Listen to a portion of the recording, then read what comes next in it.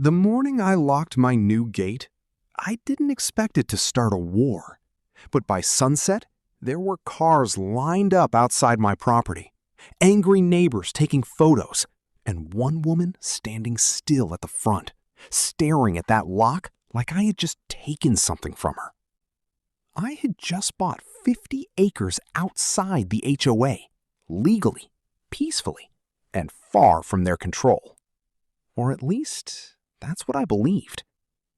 What started as a simple boundary turned into threats, fines that didn't make sense, and a level of obsession I never saw coming. The question is, how far would someone go just to control land that was never theirs? I didn't move out there to make a statement. I moved because I was tired.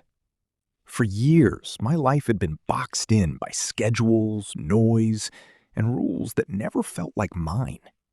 Even where I used to live, everything came with conditions. How things should look, how things should be maintained, what was allowed and what wasn't. It wasn't unbearable, but it was constant. Quiet pressure, every single day. So when I found that land, 50 acres, sitting just outside the edge of an HOA community, it felt like something different. Open, quiet, untouched. No committees, no approvals, no one watching every decision. That's why I bought it. At first, everything was exactly how I imagined. I built a simple home, nothing Standing just outside the boundary line, perfectly still, watching. Not casually, but with intention. When I noticed her, she didn't wave or say anything. She just turned and walked back toward the HOA. That was the first time something felt off. After that, the small things started to add up. Tire tracks where no one should have been driving. Footprints cutting across sections of land I hadn't finished fencing yet. Once, I even found markers moved, shifted just enough to make me question myself. It didn't feel random anymore. So I made things clear. I installed a gate. Simple, locked, connected to the fencing. For a moment, it worked. The movement stopped. The quiet returned. But it didn't feel peaceful anymore. It felt like something was building. It claimed my gate was interfering with established access, that I needed to restore entry for HOA residents. I ignored it. The second letter came quickly. Stronger tone, more direct. They weren't asking anymore. That's when I noticed the path, a worn line through the grass, cutting across my land straight into their neighborhood.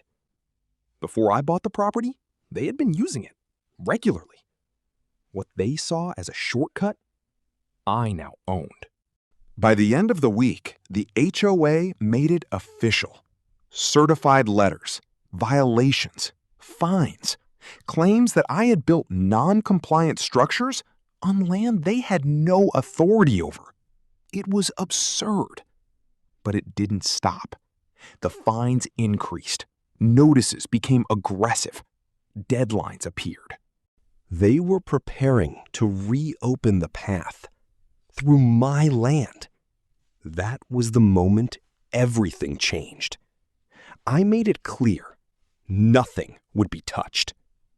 They left, but they didn't stop. The pressure grew. Neighbors started watching, taking pictures, standing near the property longer than necessary. Cut, cleanly, deliberately. That wasn't confusion. That was intent. I reinforced everything, installed cameras, started documenting every movement, every letter, every violation. Because at that point, I knew this wasn't going to end quietly. And I was right. The third notice wasn't a warning. It was a threat. Legal language, claims of access rights, deadlines, consequences. They were preparing to take it. So I stopped ignoring it. I prepared. While they pushed, I documented every step, every action, every attempt to cross that line. When the deadline came, I didn't open the gate. I waited. And they showed up. Not just a few people this time, a group, organized, papers in hand, confidence in every step. And at the center, her. They approached like it was already decided, like this was just the final step. Then someone moved forward with tools. That was it. They weren't testing boundaries anymore. They were crossing them. I stepped forward, calm, certain. And I told them everything was being recorded. Then I told them exactly what they were doing. Trespassing, property damage, harassment. For the first time, they hesitated. Told them about the reports they thought were working in their favor. There was no legal access, no easement, no authority, nothing. Then I showed them the footage. Clear evidence. Every violation. Every attempt to force access. The shift was instant. Confidence turned into silence. One by one, they stepped back, until only she remained. But even she couldn't hold it. And just like that, it ended. Not with shouting, not with victory, but with silence and retreat. After that day, everything changed. The letters stopped. The fines disappeared. The pressure vanished. It was over. But I didn't let it go. I organized everything, every document, every piece of evidence. Because this wasn't just about me anymore. They reached out eventually, called it a misunderstanding, suggested resolving it quietly. But they didn't defend themselves. Because they couldn't. The power had shifted completely. And they knew it. Time passed. The path disappeared. Grass grew back. The tension faded. But something else changed too. Inside the HOA, people started questioning things. The same authority that had pushed so hard was now being challenged. And me? I finally got what I wanted from the beginning. Peace. Real peace. The gate stayed, locked, unchallenged. Not as a symbol of defiance, but as a boundary. Because in the end, this was never just about land. It was about control. And the moment someone realizes they don't have it anymore, everything changes. So the real question is, just when everything started feeling normal again, something didn't feel right. The silence was different. Not peaceful, but heavy. Like something was still there, just out of sight. Because even though the letters had stopped, even though no one was standing outside my gate anymore, I started noticing small things again. Movement near the edges of the land. Shapes that didn't belong, especially at night. And it wasn't obvious at first. It was subtle, easy to ignore. But the more I paid attention, the clearer it became. This wasn't random. And that's when I realized this situation hadn't actually ended. It had just changed. Because people don't let go of something they believe is theirs that easily, especially when they've been using it for years without ever being questioned. And slowly, piece by piece, I started seeing the full picture. Through the footage, through the patterns, quiet movement during the night, figures walking carefully, following the same line where that old path used to exist. The same path that once cut across my land like it belonged there. Slow steps, controlled movement, like they knew they weren't supposed to be there anymore, but but still choosing to cross that line. And that's what changed everything. Because this wasn't confusion anymore. This wasn't habit anymore. This was a decision. They knew the boundary. They knew the gate was there. They knew everything had changed. And still, they kept coming. And that told me this wasn't going to stop on its own. So instead of reacting immediately, I stepped back.